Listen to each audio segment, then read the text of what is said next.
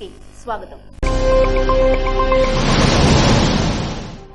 Telugu Desam, BJP, Janasena పార్టీలు సమన్వయ ఉమ్మడి కూటమి సమావేశానికి హాజరైన భగ్గు రమణమూర్తి సోమవారం శ్రీకాకుళం శాంతి కన్వెన్షన్ హాల్లో పార్లమెంటు పరిధిలో తెలుగుదేశం, బీజేపీ, జనసేన పార్టీల సమన్వయ ఉమ్మడి కూటమి సమావేశానికి నరసనపేట నియోజకవర్గ కూటమి అభ్యర్థి భగ్గు రమణమూర్తి హాజరై సమన్వయంతో గ్రామ స్థాయిలో కూటమి పార్టీలు తీసుకోవాల్సిన అంశాలపై ప్రసంగించారు.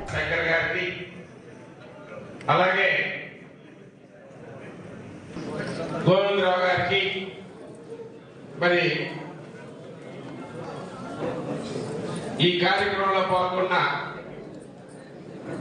ఈ కూటమి ఈవేళ కొత్తగా ఏర్పడింది కాదు. 2014లో ఆవేళ 3 పార్టీలు కలిసే పనిచేశాం, పోరాటం చేశాం. కేంద్రంలో ఎన్డీఏ ప్రభుత్వాన్ని నరేంద్ర మోడీ గారి నాయకత్వంలో ఏర్పాటు చేసుకున్నాం. అలాగే మన ఆంధ్రప్రదేశ్ లో నారా చంద్రబాబు నాయుడు గారి నాయకత్వంలో ప్రభుత్వాన్ని ఏర్పాటు చేసుకున్నాం. ఆవేళ ఉండే రాష్ట్ర పరిస్థితుల్లో విడపడ్డామని తప్పించి ఎక్కడ విభేదాలతో విడపడలేదు. మాకు పదవులు రాలేదనో లేకపోతే మా పనులు కాలేదని కాకుండా రాష్ట్రంలో ఉండే ప్రత్యేక పరిస్థితుల్లో ఆవేళ ఎన్డీఏ కూటమి నుంచి తెలుగుదేశం పోయగలిగింది. కానీ ఈ రాష్ట్రానికి అభివృద్ధి జరగాలన్నా, ఒక సుస్థిర ప్రభుత్వం రావాలన్నా ఎన్డీఏలో అందరం కలిసి పనిచేయాలనే ఒక ఆలోచనతో ప్రజల ఆకాంక్షలకి అనుగుణంగా రాష్ట్ర అభివృద్ధి జరగాలంటే కేంద్ర ప్రభుత్వంలో ఎన్డీఏలో తెలుగుదేశం భాగస్వామి కావాలి. ప్రజల్లో ఒక పోరాట యోధుడు మనకి మరి పవన్ కళ్యాణ్ గారు ఉండాలి అనే ఆలోచనతో ఇవాళ కలిసి పనిచేస్తున్నాం. ఒక అనుభవజ్ఞుడు నారా చంద్రబాబు నాయుడు గారు. ఈ పరిస్థితుల్లో మరి పవన్ కళ్యాణ్ గారు ఈ జగన్మోహన్ రెడ్డికి పాల్గొనడానికి నడుము బిగించారు. నడుము బిగించి ఈ ఎన్డీఏ కూటమిని మరి ముందుకు నడిపించడంలో, సమన్వయపరచడంలో ఎంతో కృషి చేశారు. వైసీపీ అరాచక పాలనలో బడుగు బలహీన వర్గాల ప్రాణాలకు రక్షణ కరువైందని ఎన్డీఏ కూటమి అభ్యర్థి గొండు శంకర్ అన్నారు. వైసీపీ అరాచక పాలనలో బడుగు బలహీన వర్గాల ప్రాణాలను రక్షణ కరువైందని ఎన్డీఏ కూటమి అభ్యర్థి గొండు శంకర్ అన్నారు. నగరంలోని 7 రోడ్ల కూడలిలో సోమవారం ఆయన నిరసన కార్యక్రమాన్ని నిర్వహించారు. ఈ సందర్భంగా గొండు శంకర్ మాట్లాడుతూ సీఎం సొంత జిల్లా కడపలోని రాజంపేటలో 3 ఎకరాల పొలం అమ్ముదామని అనుకోగా రికార్డులు తారుమారు కావడంతో మనస్తాపానికి గురైన చేనేత కుటుంబం ఆత్మహత్యకు పాల్పడడం బాధాకరమన్నారు. తీరా చూస్తే పొలం వేరే వాళ్ల పేరుతో రికార్డుల్లో ఉందని, రెవెన్యూ అధికారులు మోసం చేశారని, ఏమీ చేయలేని స్థితిలో చనిపోతున్నట్లు వారు అందులో పేర్కోవడం బాధాకరమన్నారు. ఈరోజు సామాజిక న్యాయం అని అంటున్న ఈ ప్రభుత్వం బడుగు బలహీన వర్గాల్ని బలి తీసుకోవడమేనా ఈ సామాజిక న్యాయం అంటే? జగన్మోహన్ రెడ్డికి నేను ప్రశ్నిస్తున్నా. మొన్న ఎక్కడైతే ఆయన సొంత జిల్లా ఉందో ఈ రాష్ట్రం మొత్తం మీద కూడా బడుగు బలహీన ఆస్తులకు లక్ష్యం లేకుండా పోతుంది. స్వయాన ముఖ్యమంత్రి జిల్లాలోనే ఆ ఆస్తులు కబ్జా చేసి అక్కడ వైసీపీ నాయకులు దౌర్జన్యం చేస్తుండగా అక్కడ ఒక చేనేత కుటుంబం బలవన్న మరణంకి గురైంది. రాజంపేట నియోజకవర్గం ఒంటిమెట్ట మండలం కొత్త మాధవరం గ్రామానికి చెందిన పాల సుబ్బారావు భార్య పద్మావతి చిన్న కుమార్తె వినయ ఆత్మహత్యకు పాల్పడడం ఎంత బాధాకరమైన విషయమో ఇదంతా రాష్ట్ర ప్రజలు గమనించవలసిందిగా నేను కోరుతున్నాను. ఈ సొంత జిల్లాలోనే ఎంత దారుణంగా పేదల భూములు లాగేసుకుంటే ఏమిటి దౌర్జన్యం? ఈ అరాచక పాలన ఎంతవరకు? దీన్ని అంతమొందాల్సిన బాధ్యత మనందరిపైన ఉందని కూడా నేను తెలియజేస్తున్నాను. వ్యవస్థలంతా చేతుల్లోకి తీసుకుని రికార్డులంతా తారుమారు చేసి ఎలక్షన్ వస్తుందనే సందర్భంగా వైసీపీ నాయకులు దొరికినట్టుగా తోచుకొని మొత్తం సొంత భూములను కూడా కోల్పోయి ఎంతో మంది రోడ్డును పెట్టిన పరిస్థితి. యువత భవిత చిదిమేస్తున్న Jagan drug మాఫియాలో Poonam Purnachandrarao, YCP senior నాయకుడు పూనం కుటుంబం మొత్తం వైసీపీ వ్యవస్థాపక సభ్యులేనని గొండు శంకర్ వివరించారు. బ్రెజిల్ దేశాధ్యక్షుడి పుట్టినరోజుకు విజయసాయిరెడ్డి ఎందుకు ట్వీట్ చేశారు, సిబిఐ అధికారులు విధులకు ఏపీ ఉన్నతాధికారులు ఎందుకు ఆటంకాలు కల్పించారని ప్రశ్నించారు. టీడీపీ హయాంలో పెట్టుబడుల ఆకర్షణలో నెంబర్ 1 స్థానంలో ఉన్న ఆంధ్రప్రదేశ్ ని జగన్ రెడ్డి గంజాయి రవాణాలో నెంబర్ 1 స్థానానికి చేర్చాడని విమర్శించారు. విశాఖను స్టేట్ క్యాపిటల్ గా మారుస్తానని చెప్పి డ్రగ్ క్యాపిటల్ గా మార్చారని దుయ్యబట్టారు. వీరభద్రరావు సోదరుడు కోనం పూర్ణచంద్రరావు ప్రకాశం జిల్లా నాగులప్పలపాడు మండలం హై సీనియర్ నేత. ఇతనికి విజయసాయిరెడ్డితో సన్నిహిత సంబంధాలున్నాయని చెప్పారు.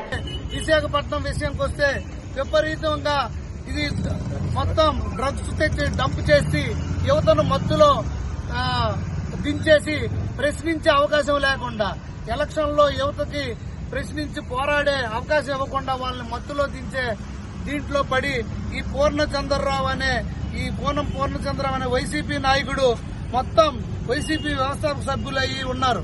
ఇందులో మీకు ఒకటే చెప్తాను, బ్రెజిల్ దేశాధ్యక్షుడి బర్త్డే అయితే విజయసాయిరెడ్డి గారు ఆయనకి ట్వీట్ చేయాల్సిన అవసరం ఏంటి, విషెస్ చేయాల్సిన అవసరం ఏంటి, ఈయనకి ఆయనకు ఉండే ఫ్రెండ్షిప్ ఏంటి?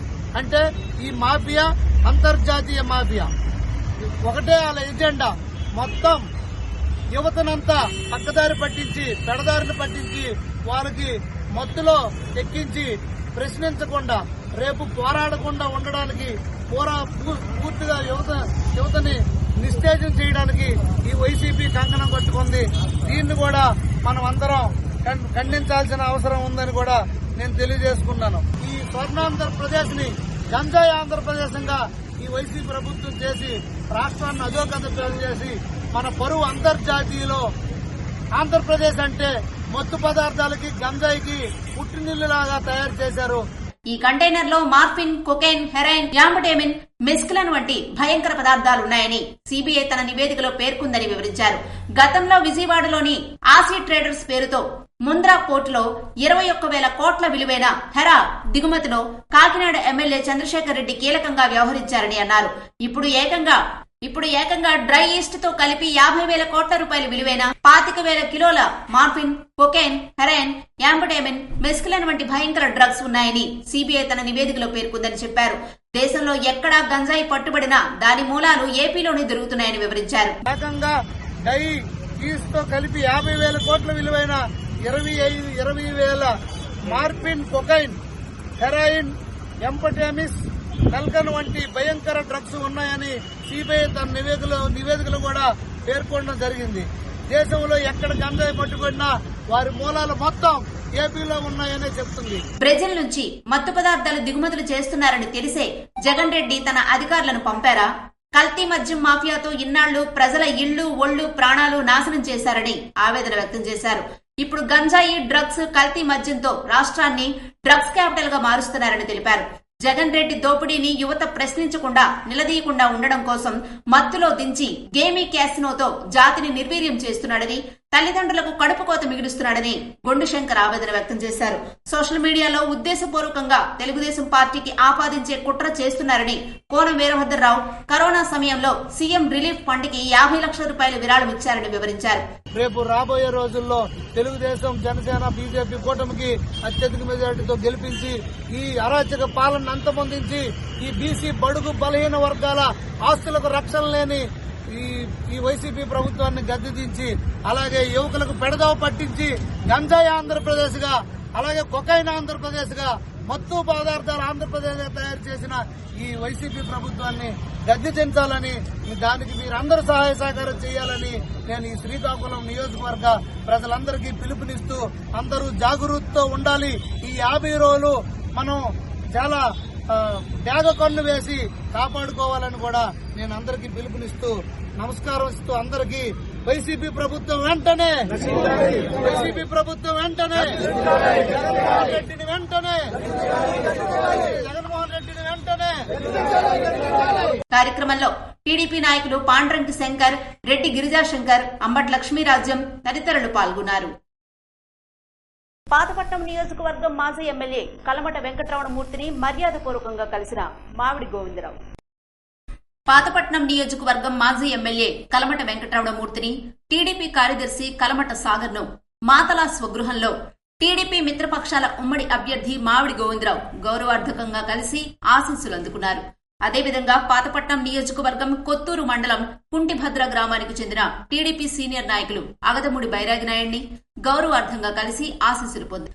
అరాచక వైసీపీ పాలనలో బడుగు బలహీన వర్గాల ప్రాణాలతో పాటు ఆస్తులకు కూడా రక్షణ కరువైందని, ఇందుకు కడప జిల్లా ఒంటిమిట్ట మండలం కొత్త మాధవరంకు చెందిన చేనేత కార్మిక కుటుంబం బలవన్మరణాలే నిదర్శనమని పాతపట్నం నియోజకవర్గ టీడీపీ జనసేన బీజేపీ మిత్రకూటమి ఉమ్మడి అభ్యర్థి మామిడి గోవిందరావు అన్నారు.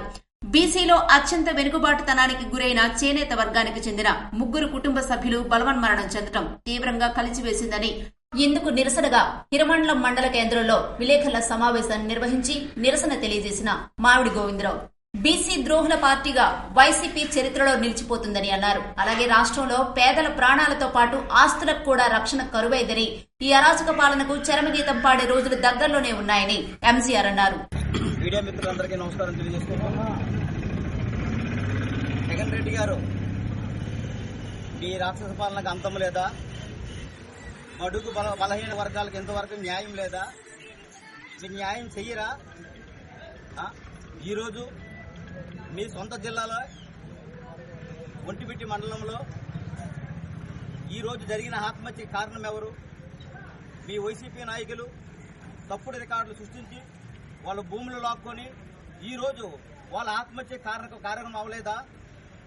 ఇప్పటికైనా కళ్ళు తెరిచి వాళ్ళ కుటుంబాలకి న్యాయం చేసి బీసీ బడుగు వర్గాలకి న్యాయం చేస్తారని కోరుకుంటూ హిరమండలం ఎల్లన్పేట మండలంలో పలువురు టీడీపీ సీనియర్ నాయకులను ఎంజీఆర్ కలిశారు. పాతపట్నం నియోజకవర్గం ఎల్లన్పేట మండల కేంద్రంలో ఉన్నటువంటి తెదేపా సీనియర్ నాయకులు వైసరాజు చంద్రశేఖరరాజు, కొల్లప్రసాద్, జనపాల వెంకట్రావు, రేవల్ల బుజ్జి, సిహెచ్ నాయుడుతో పాటు కోవిలం గ్రామానికి చెందిన సర్పంచ్ ప్రతినిధి నడిపల్లి నారాయణరావు, అలాగే బొమ్మన మోహన్ రావు, పొందర విసన్న, బెవర జగన్నాథంతో పాటు పలువురు తెదేపా సీనియర్ నాయకులను సమన్వయంతో మిత్రపక్షాల ఎన్డీఏ కూటమిని గెలిపించాలని పాతపట్నం నియోజకవర్గ టీడీపీ జనసేన బీజేపీ ఉమ్మడి మిత్రపక్షాల అభ్యర్థి మామిడి గోవిందరావు కోరారు. పాతపట్నం నియోజకవర్గం ఎల్లన్పేట మండలం మిరియాబిల్లి గ్రామానికి చెందిన జనసేన పార్టీ సీనియర్ నాయకురాలు కొరిగేన భవానీని, అలాగే లుకలాపు లచ్చునాయుడు కుటుంబాన్ని, కోడి శ్రీనివాసరావుని మిత్రపక్షాల అభ్యర్థి మామిడి గోవిందరావు మర్యాదపూర్వకంగా కలుసుకున్నారు.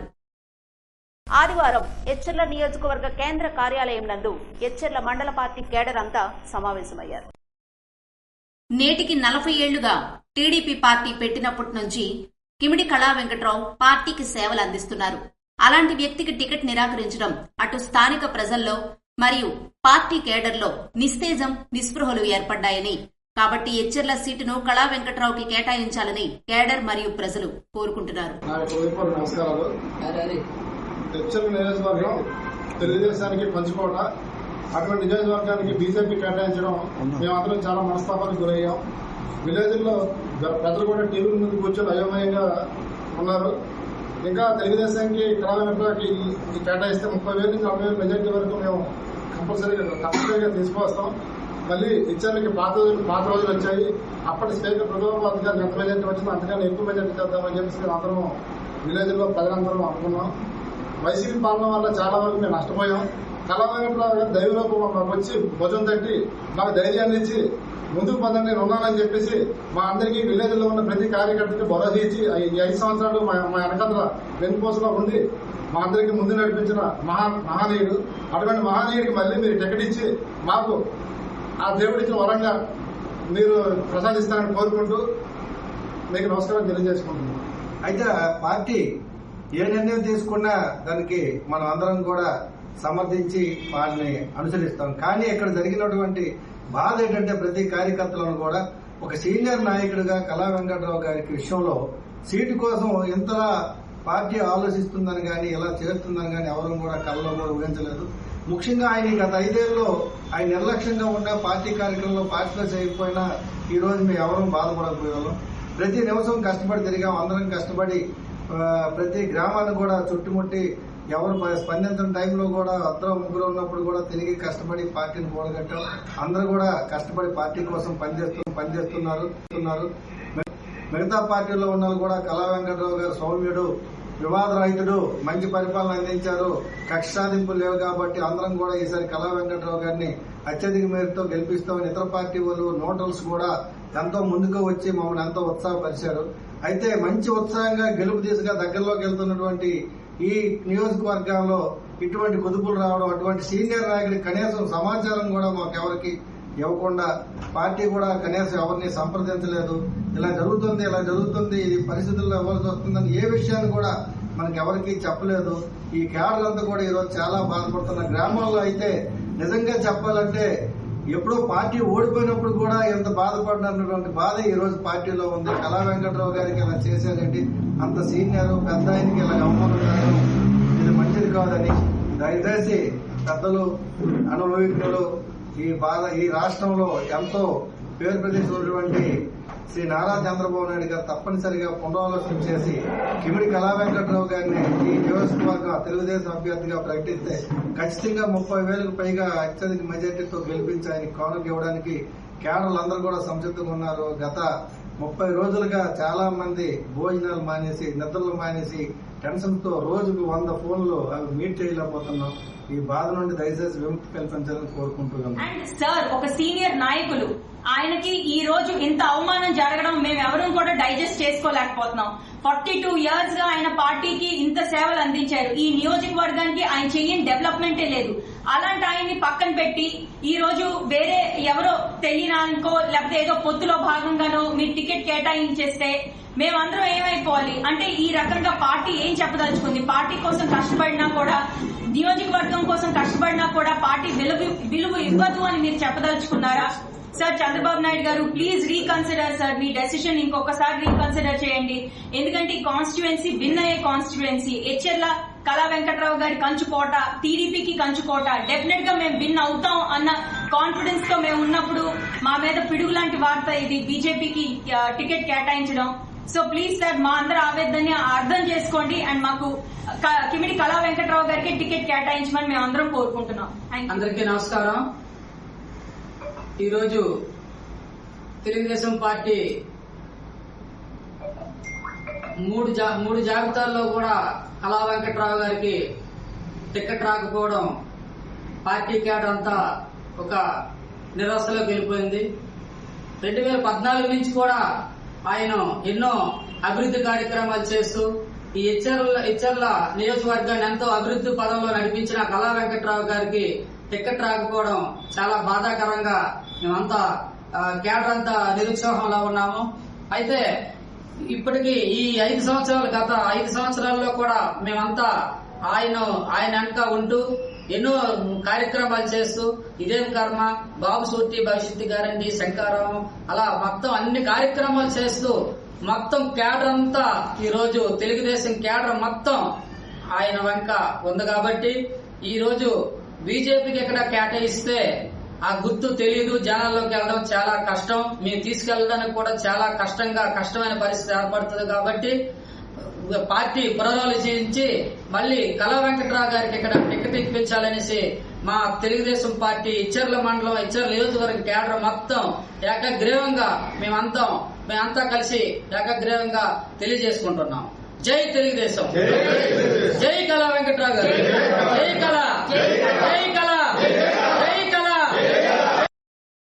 శ్రీకాకుళం నగర కార్పొరేషన్ కి సంబంధించి 50 డివిజన్ల ఇన్ఛార్జీలతో మరియు నగరానికి సంబంధించిన ముఖ్య నాయకులతో సమావేశం నిర్వహించిన మాజీ మంత్రి గుండా అప్పల్ సూర్యనారాయణ దంపతులు. ముఖ్య నాయకులతో నిర్వహించిన ఈ సమావేశంలో శ్రీకాకుళం నియోజకవర్గానికి సంబంధించి ఇన్ఛార్జిగా నియమించిన మాజీ శాసనసభ్యురాలు లక్ష్మీదేవి నాయకత్వంలో పార్టీ ఆశయాలు ప్రతిబింబించే విధంగా క్రమశిక్షణతో గత 5 సంవత్సరాలు నడుచుకున్నామని ఆమె వివరించారు. అయితే గత 2 సంవత్సరాల నుంచి తమకు రాష్ట్ర పార్టీ అధ్యక్షుడు అచ్చెన్నాయుడు సహకారం ఉందని చెప్పుకుంటూ పార్టీలో కొందరు అందరిపై తిరుగుబాటు చర్యలు చేయటం ప్రజలందరికీ తెలుసని, ఇది దాచలేని నిజమని ఆమె స్పష్టం చేశారు.